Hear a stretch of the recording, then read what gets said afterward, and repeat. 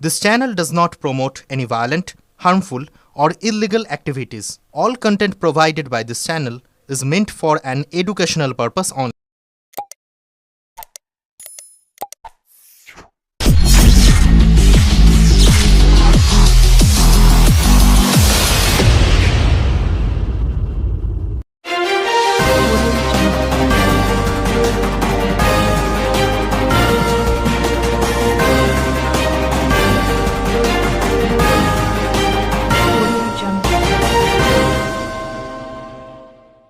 চার মাস হয়ে গেল এখনো মামলার সাক্ষ্য গ্রহণ শেষ হলো না। কবে হবে বিচার?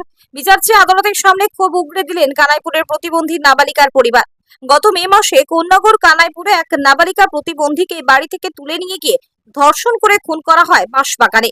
এলাকার যুবককে গ্রেপ্তার করে পুলিশ। এই ঘটনায় শ্রীরামপুরের সাংসদ কল্যাণ বন্দ্যোপাধ্যায় গত 2রা জুন শ্রীরামপুর আদালতের সরকার পক্ষের আইনজীবী হিসেবে সওয়াল করেন। নাবালিকার পরিবারের পাশে দাঁড়িয়ে তিনি বলেছিলেন, মামলা দ্রুত নিষ্পত্তি হবে, 2 মাসের মধ্যে সাক্ষ্য গ্রহণ শেষ হবে এবং 6 মাসের মধ্যে মামলা নিষ্পত্তি করা হবে। আদালতে সরকার পক্ষ থেকে অভিযুক্তের সর্বোচ্চ শাস্তির ফাঁসির আবেদন জানানো হবে।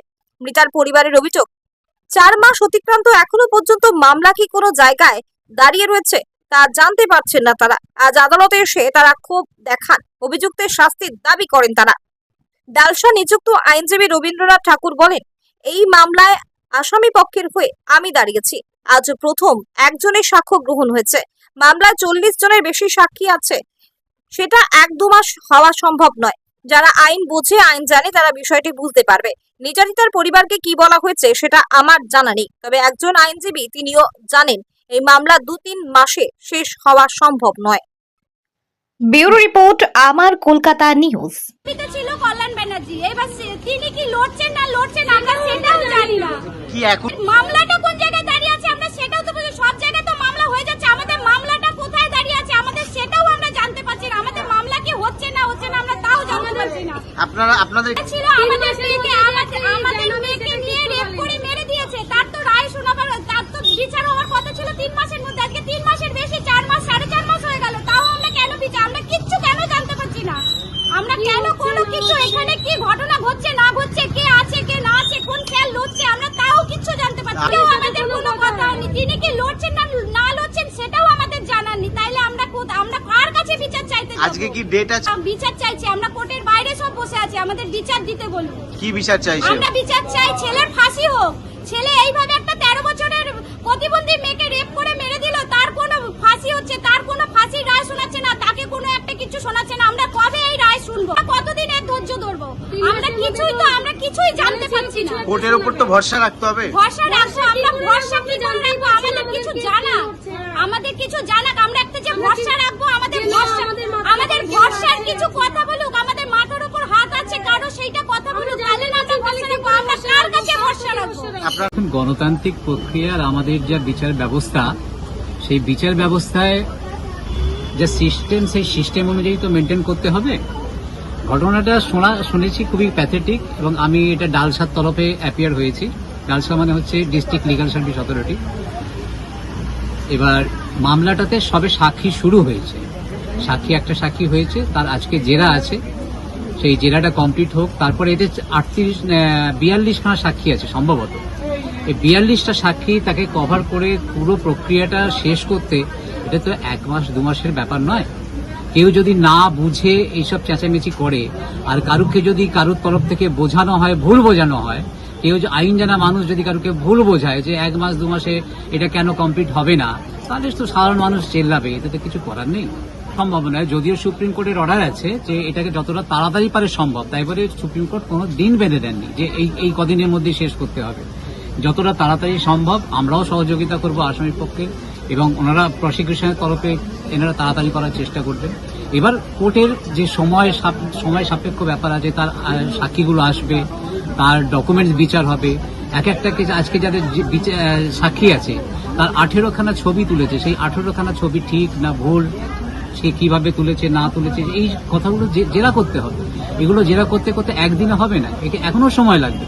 তারপরে এখনো 46খানা না কতগুলো সাক্ষী আছে, আমি আপনাকে দেখে বলে দিতে পারি। বলছি যে তাতে যে সাক্ষী আছে সেই সাক্ষী কমপ্লিট হতে এখন অনেক সময়, এই যে পরিবারের আলাদা ব্যাপার। পাবলিকের সামনে আমি একটা কিছু বলে দিলাম, পাবলিক সেটা খেয়ে গেল আপনাদের সংবাদ মাধ্যমের মাধ্যমে, সেটা নিয়ে নাচতে লাগলো, সেটা তো কথা নয়। উনি আইনটা জানেন, উনি বলতে উনি কল্যাণ ব্যানার্জি মহাশয় আইনটা ভালোভাবেই জানেন যে এটা 3 মাসে কোনোদিন বিচার সম্ভব নয়। যদি তাই হতো তাহলে তো উনি নিজে এসে দাঁড়িয়ে থেকে 3 মাসের ফাঁসিটা করিয়ে দিতে পারতেন, অসুবিধা কিছু। আরেকটা বিষয় হচ্ছে এটা কল্যাণ বন্দ্যোপাধ্যায়ের ব্যাপার, উনি কাকে কখন ধরা দেন না দেন, কোথায় থাকেন, কি অবস্থায় থাকেন, কোন মক্কেলের সঙ্গে কথা বলেন, কাদের সঙ্গে কথা বলেন, এটা তো আমার ব্যাপার নয়। আমার মক্কেলের সঙ্গে আমার প্রত্যেকটা ডেটেই দেখা হয় এবং আমাকে তাকে জেলে ইন্টারোগেশন করতে যেতে, তার ইনফরমেশন নেওয়ার জন্য জেলের পারমিশন নিয়ে জেলে যেতে হয়। আমি আমার মক্কেলের সঙ্গে, আমার যে আসামির মক্কেল তার সঙ্গে আমি প্রতিনিয়তই যোগাযোগ রাখি। কিন্তু উনি কাকে কি কথা দিয়েছেন 3 মাসের মধ্যে ফাঁসি করবেন, 3 মাসের মধ্যে বিচার দেবেন, সেটা ওনার ব্যাপার, ওনার ব্যক্তিগত ব্যাপার। কারণ উনি আইন জানা ব্যক্তি, নিজেকে বলেন ভালো কথাই। এবার উনি হাইকোর্টে প্র্যাকটিস করেন, এবার স্বাভাবিকভাবেই যে ওনার এই আইনের ব্যাপারটা, উনি যেহেতু হাইকোর্ট প্র্যাকটিস করেন, এবার ওনার কথাটা স্বাভাবিকভাবে সব পাবলিক খেয়ে যাবে।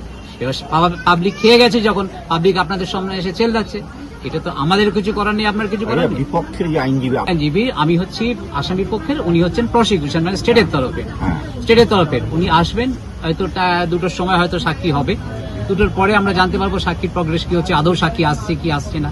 তারপরে তো জানা যাবে যে অ্যাকচুয়ালি কল্যাণ বন্দ্যোপাধ্যায় মামলাটা নড়েননি, এটা আমি স্পষ্ট করে বলে দিচ্ছি। এটা স্টেটের তরফ থেকে বিভাস চ্যাটার্জি বলে একজন স্পেশাল পাবলিক প্রসিকিউটর আছেন, তিনি মামলাটা লড়ছেন। তার বাড়ির লোক তার সঙ্গে যোগাযোগ করুক। কল্যাণ বন্দ্যোপাধ্যায় নিজে এসে তো মামলাটা লড়ছেন না, যদি নিজে এসে মামলাটা লড়েন তাহলে আসুন, অসুবিধা কি আছে। কল্যাণ ব্যানার্জি ওয়েট হেভি আর হেভি ওয়েট, এই কথাটাকে কিন্তু আপনারা সেগ্রিগেশন করবেন। কে হেভি ওয়েট, কিভাবে হেভি ওয়েট, তার কত ওয়েট, শারীরিক ওজনে হেভি ওয়েট, না শিক্ষাগত যোগ্যতায় হেভি ওয়েট, না হাইকোর্ট প্র্যাকটিস করেন বলেই হেভি ওয়েট, নাকি সাংসদ বলেন হেভি ওয়েট, সেটা পাবলিক কিভাবে নিয়েছে সেটা পাবলিকের ব্যাপার, তাকে হেভি ওয়েট বলছে। এই সবে এখনো সাক্ষী শুরু হচ্ছে, এখনো অর্ধেক সাক্ষী পুরো কমপ্লিট হয়নি। প্রসিকিউশনের তরফে কমপ্লিট হয়েছে, এখনো ডিফেন্সের তরফে কোনো সাক্ষী এখনো কমপ্লিট হয়নি। আর এই একটা সাক্ষী দেখে 46টা সাক্ষীর মনোভাব না দেখে আগে থেকে কোনো কিছু কমেন্ট করা ঠিক। প্রাথমিকভাবে যে ঘটনা ঘটেছে দিয়েছে এফআইআর যা আছে, আপনাদের কাগজে যা বেরিয়েছে, সত্যি ঘটনাটা যদি সত্যি হয় তাহলে খুবই দুঃখজনক ঘটনা। কেউ চায় না যে একটা নাবালিকা মেয়ের রেপ হোক, নাবালিকা বিশেষ করে প্রতিবন্ধী, যাই হোক, সেও তো মানুষের বাবা। আমিও আজকে যদি প্রসিকিউশন হয়ে থাকতাম, আমিও কোনোদিন চাইতাম না। আসামি হয়ে আছি বলেই আমাকে চাইতে হবে যে না এটা ভুল হয়েছে, তা নয়। কিন্তু এবার সাক্ষী সাবুদের পরিপ্রেক্ষিতে, বিচার প্রক্রিয়ার পরিপ্রেক্ষিতে দেখতে হবে আদৌ সেই আসামি কিনা, এবং সেই আসামির দ্বারা কি সংগঠিত হয়েছিল, এবং পুলিশ কতটা ঠিক মতো ভাবে এটাকে ইনভেস্টিগেশন করেছিল, কিভাবে ঠিক মতো ভাবে চার্জশিট দিয়েছিল কিনা, এই প্রক্রিয়াগুলোর উপর কোর্টের জাজমেন্ট নির্ভর করে।